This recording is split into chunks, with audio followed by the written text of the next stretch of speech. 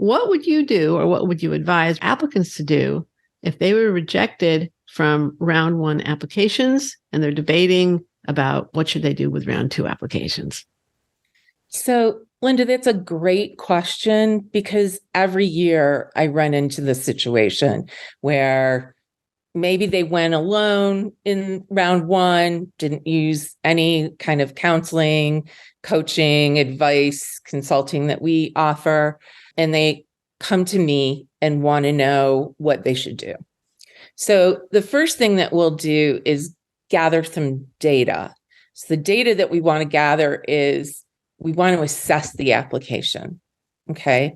So what went well? What didn't go well? What are some holes, things that you can improve between round one and round two? Maybe it's updating a resume.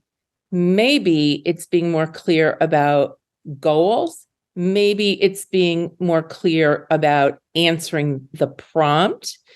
And maybe it's connecting with the school, showing that you share your values. There are possibilities that it might just be numbers, in which case we might advise to retake a test or to offer to take a class. Hard to do in a month, but certainly if you enroll in a class, you can discuss that with the admissions committee in an optional essay.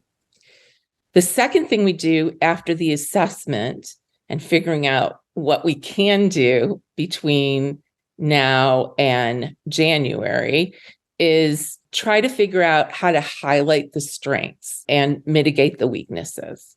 So that's how we will approach the applications. And of course, we want to cast the net a little bit more widely.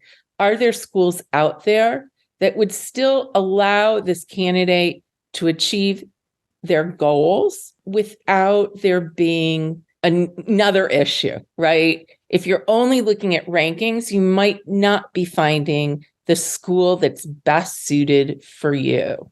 Okay. Sure. So we're going to cast the net a little bit more widely, discuss those schools, do the same sort of research that we would do with round one. We'd want that person to get in touch with people at the school, students, alumni, staff. We'd want them to either virtually or in person visit so they get a sense of what those schools are. And then we, again, when we're doing the application, address the questions that may have come up in the round one applications.